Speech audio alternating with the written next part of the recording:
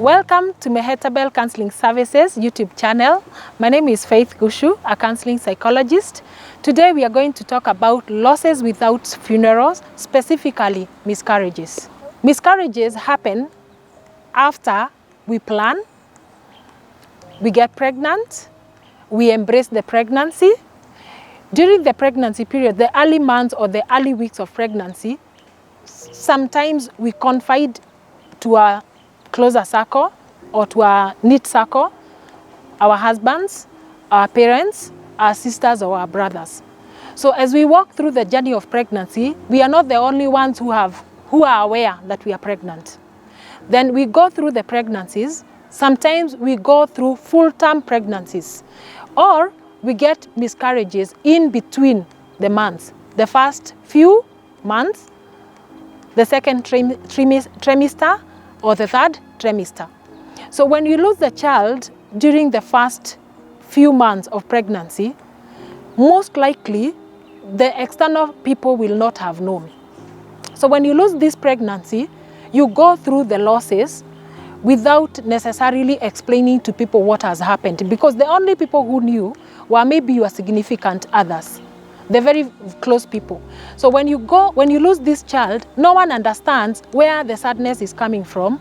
No one understands where the anger is coming from. No one understands why the many visits to the hospital are coming from, because no one has been able to, and you had not explained to many people about your pregnancy. Then you go, there are people who lose their child when the baby bump is already showing. So not only have you told members, even those ones you have not told, they can be able to see. So when you lose this child, the circle becomes wider. One, not only have you lost, the significant others have lost, and even the neighbors have lost, the workmates have lost, so the questions become many. Now, there are those people who go through the pregnancy until the delivery period, where you lose your child at the labor ward. You lose your child before you leave the hospital. You lose your child after the few months after the hospital. There are also those people who lose their children in stillbirth. You are a few months to delivery, then you lose your child. This is one area of loss that has not been addressed well, because we do not understand the pain of the loss of a child. I would want to take us through that not only that has that person lost the child, they have lost expectations, they have lost hope, they have lost the family lineage. In fact, they have lost the growth of a family lineage, and they have lost time. And this is where, when we are going to see them, it is very important, because one, they could be angry with people, with the doctors, they could be angry with themselves, they could be angry with God, because sometimes they ask, if you knew I was in prayer, why didn't you save the situation? Why did you let me go through this pregnancy and kill the baby, or let me lose the baby after 6 months, after 7 months, or even after delivery? Now, the worst case scenario is where someone has gone through cesarean. So you have lost a baby and you have to heal the wound. So when you are healing the wound, remember you have to stay in the house for about 3 months, and you don't have a baby. So the pain is normally too much. Like, you have lost the baby, you have lost the time, and now you are healing a wound and you don't have a baby. We may not be able to explain the pain that these people go through, because we do not understand. And I would urge when we are going to console them, it is important to ensure we don't tell them we understand, because no one understands the pain of losing a child, or losing a significant person, or losing a loved one. When you go to console them, it is important to let them speak, because they had aspirations, they had hope, they had objectives, and maybe they said, let me be pregnant so that after some time I can go back to school. This could be the first child, and being a first child, somehow maybe they got pregnant the same time, maybe with a friend, or they have been walking a journey, or this journey with some people, and these people deliver. So in case these people deliver, it becomes very difficult for this person who has lost a child to go for baby showers.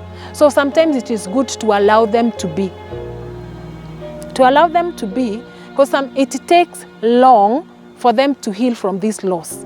Now, the other challenge of miscarriages, the first baby, everyone says it's normal. Then we come to the second baby. We come to the third baby, the fourth, the fifth, and the sixth, and the numbers still continue growing. So that is where people become depressed because they don't understand what is happening.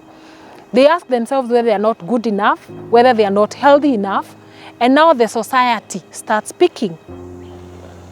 What are the questions we pose to them? Hey, you got married 7 years ago. Hey, it's time for us to see the baby. It is time for us to be named. It is time for you to start doing something. But we do not understand the struggles they've been going through for them to conceive. The other thing, you can have a baby, then the second baby becomes very difficult for you to conceive. If you ever see a gap, I have a child who is 10 years, this is an example, then I get, for about 10 years, there's no child. I would want us to be kind and to extend some grace to these people because between these years, there's a story. And a story that is only known to them and their significant others. So it is, let us address the issues of miscarriage with a little bit of sensitivity because this is very painful and more so for the people who have been trying to conceive without success. In this loss, we have people who have not lost, but they have been unable to conceive. This is normally a very sad scenario because one, we are looking at them, we don't know where they are coming from, we don't know where they are at, and when years go by, we start asking them questions. I would urge us to extend some grace to these people who are struggling to conceive without success. Thank you, that is all for today.